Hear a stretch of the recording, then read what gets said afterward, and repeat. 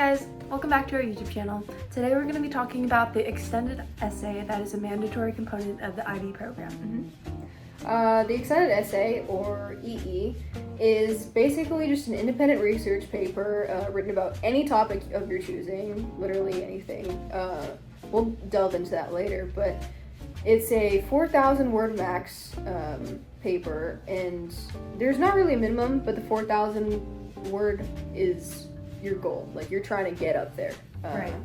And it's you have to do it. It's part of the diploma program. And you're going to be writing this EE beginning from your junior year all the way to your senior year. So it's a pretty long-term commitment. And there's going to be internal deadlines that will vary based on what school you go to. So for us, we had our extended essay broken down into like 1,000 word increment milestone kind of things.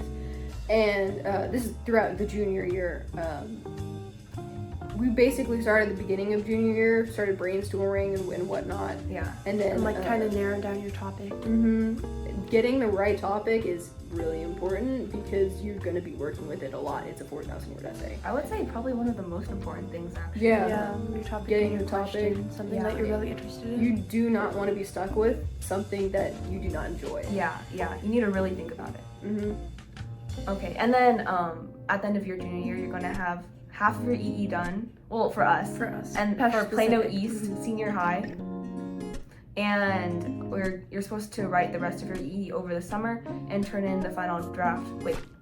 The final draft that can still be edited by the first day of your senior year.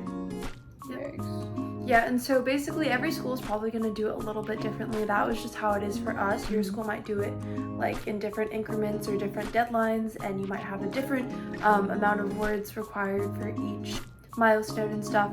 But in general, writing the extended essay is like as much work as you want to make it. So like you could be that student that writes 4,000 words in one night and never looks back, or you could be that student that meticulously works on and revises your essay over a period of months throughout your junior and senior year. So 4,000 words might seem like a lot of work, but like if you manage your time well, Managing time. So true. You advice that we could all take. If you manage your time well, it honestly won't be that bad. Like, it'll fly by pretty fast, and I would say that given the fact that you have like more than a year and a half to write it, you should be totally fine. Again, as long as you manage your time well. And I would say the idea of your EE is scarier than it's actually going to be. Yeah, exactly. Once you like actually start writing, it should be not too bad. And assuming that you love your topic. Yes. Loving your topic, definitely. So important. Because you need to have that drive to like go through with it. Yeah. So there are subjects that you have to fit yourself into. Yes, you can do any topic you want, as we said before, but there are subjects within the 7 groups, or that there are the IB groups, right? So first group is obviously your studies in language and literature. Then you have your group 2, language acquisition. That would be like French and Spanish and Chinese, right? I don't know why. We don't know a lot about that. Yeah, you could definitely look into that though. Not many people do that. Wait, remember when someone said they were going to write their entire EE in French? Yeah. Then obviously group 3, individuals and societies. That's like your history, your economics, etc. Group 4 is your sciences, experimental sciences, physics, chemistry, biology, IBS. IBS. Don't forget IBS. Yep, never forget IBS. Then group 5, mathematics and the arts, group 6. And then group 7 is just like interdisciplinary essays. They don't exactly fit into one of these 6 groups, but it's just good if you need to like figure out what it is. Yeah, there's something called is it like a combination or like it's like if you want to do humanities and the sciences or humanities and the languages or something like that. Which is very cool. Yeah. What's that one that was like the world studies? This one was like a world the one that Dr. Chris said. Yeah. There's like a world studies kind of thing that's more of a... That's probably under individuals and society. Or is it like a separate thing? I just know like...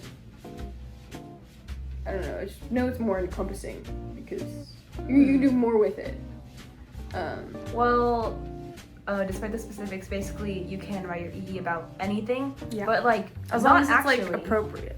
Okay, yeah. Yeah. As long as it's appropriate. Yeah. I mean, but alcohol isn't necessarily school appropriate, but Yeah. she's still writing about it, which is Yeah. cool. Just keep. It's like the history of controversy with alcohol in the United States. Yeah. Because it's very controversial. You got the prohibition and stuff. But anyways, the subject groups, your essays topics will fit into those, and depending on what it fits into, you'll have certain requirements for each of those different groups. Right. So people will say like you can write about like, anything, but that's not true. In some cases, there's going to be some slight restrictions. For example, in group 1, you can only write about literary texts with literary merit. So you couldn't write about Dork Diaries or like Unfortunately. your favorite middle school series unless you could come up with a really good explanation of why it has literary merit. Yeah. So in this part, do you guys want to talk about Oh, yeah. our topics? Well, Natalie just went, so Eve, you go next. Oh, okay. Going in So,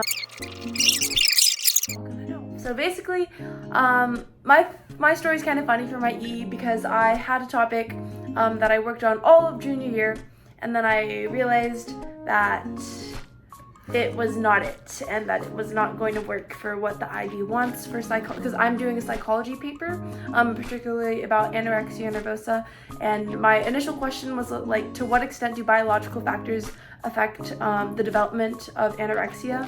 And I realized that that was not the best topic for me, so I completely changed it over the summer, and now it's about like to what extent is fluoxetine an effective supplementary treatment for patients with anorexia nervosa.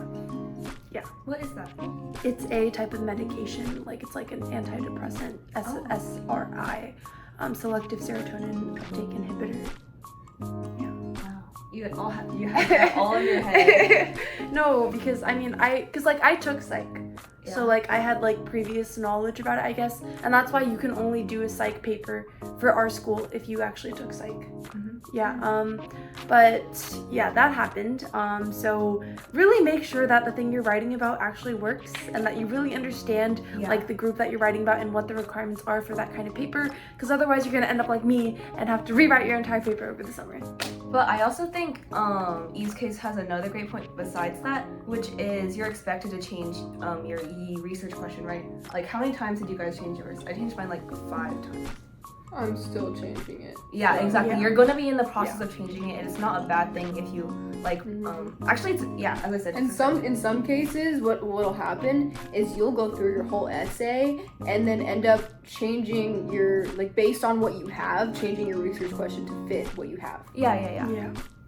So for mine, I'm doing a literary analysis on 2 Kurt Vonnegut books, Cat's Cradle and Slaughterhouse-5, and I'm talking about the free will of the 2 main characters in the books. Super cool. So as you can see, like all of our EE topics are very unique, very different, but all have their own spizzazz. Yes. What? I don't know. I was looking for a word. They all have their Pizzazz? own. Oh, Pizzazz? Is that what you're trying to say? Yeah, probably. charm. They all Yeah, have they their all have unique the charm unique to charm. it. And it's like, it's really personal to you, I guess, like what you want to write about, what you're interested in. So, Because one of the factors of the extended essay is like what it means to you, right?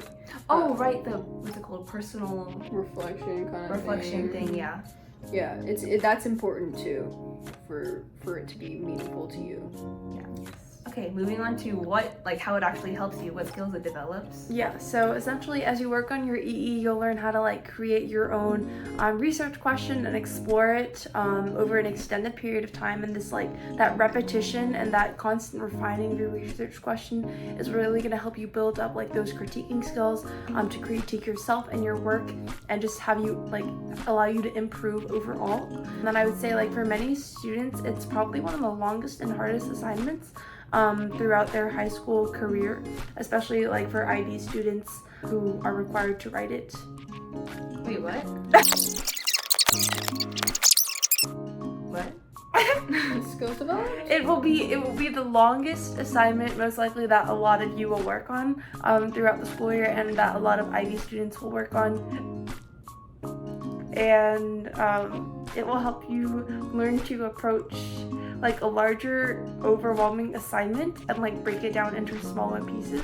Yeah. So it's like good time management skills, I would say, and that's like really important for like no matter what you go on doing in life later on. Mm-hmm. And whenever I tell adults about it, they always tell me like, it's a thesis college paper, and I'm like, I guess so. Yeah, this paper really prepares you for college. That's what Yeah. a lot of people come back saying, who have already completed it, that it's just they knock essays in college out of the park. And I'm because praying they've that's done true. this. Yeah, I really we're all am. praying that's I true. really am. Okay, anyways. Also, one thing the Ivy really emphasizes is developing critical thinking in your EE. It's very important in higher education, which the Ivy strives for. And when researching, you'll learn to analyze and synthesize these different resources effectively.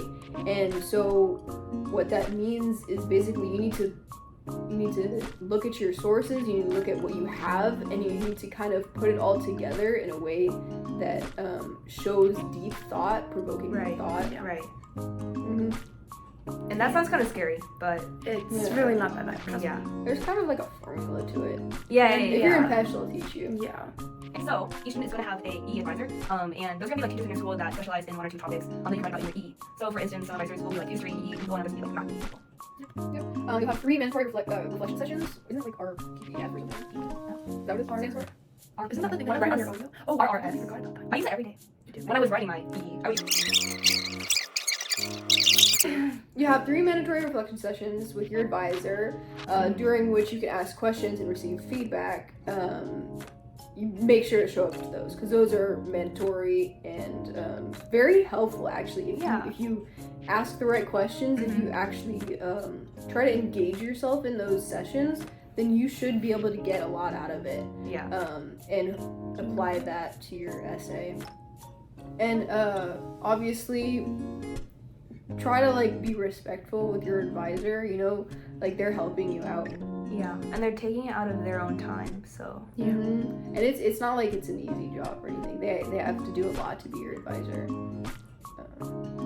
Yeah. But it isn't. It's an important source of help, like that you can get from your EE. Like that's the person you go to if you need help with anything. Yeah, it's just also really important to remember that they're not going to write your EE for you. So you can't be like, What do we do? yeah, what do I do? Yeah. Or like, how do I... Sorry, guys, Yeah. I'm getting Wait, what are we talking super- Advisors. Advisors. You can't expect them to do anything for you. Yeah. You need to take charge of your own. What they are there to do is guide you. Yeah. Personal thoughts on the EE. I think it's pretty straightforward. It's for me personally. I went into junior year thinking, oh my god, we have to do that EE, right? It's not that bad. It's really not. Just apply yourself. Get a topic that you love, and just make sure you ask all the questions that you possibly need to get your head in the right place to write the essay. And don't procrastinate. Just don't. It's not worth it, and it needs to be done. If anything, just get it done ahead of time, and then you can like revise later. You can adjust, and etc. Yeah, I totally agree with that. I feel like procrastinating is probably one of the most common things that IB students deal with some of the times, but the EE is definitely not something that you want to procrastinate about, because it's like, as long as you split it up, as we mentioned earlier, in like small like chunks and not all at once, like the process really won't be that hard. Like I'm sure you have like 10 minutes each night, or maybe not each night, but like at least like throughout the week to like work on it or something like that. Brainstorm. You don't even have to write it, as long as you're thinking about what you're going to write and just have an idea of what you want to do, then it'll be a lot better. Like less difficult to like navigate, I would say. And so like 4,000 words, like don't let it intimidate you, because it's really not that bad, as long as you of course pick a topic that you love and time manage well. And I just want to like reiterate what everyone, like these two have been saying. Even if you don't think you can do it, you can. Like I know anyone, well not anyone, but like you can do this. If you're considering IB, you're the kind of person who could write an extended essay. And to add to the procrastination thing, I would say if you're someone who procrastinates, make sure your first 1,000 words are like really good. Like, don't procrastinate on that first step, because then you're gonna procrastinate on anything, like everything else after that. Yep. Oh, and also I wanted to say something about choosing your topic. It's not gonna be like brainstorming and then like Xing things out and then like circling something, and it's not gonna happen in one day. For me, it took like several months probably. So yeah, don't worry about it if you feel lost while you're. Don't stress out. It's one of the longer processes is choosing the topic itself. Yeah. Everything goes fast after you find something that you like. Yeah. Okay. Alright. Nice to see you guys. Thanks for Bye. watching.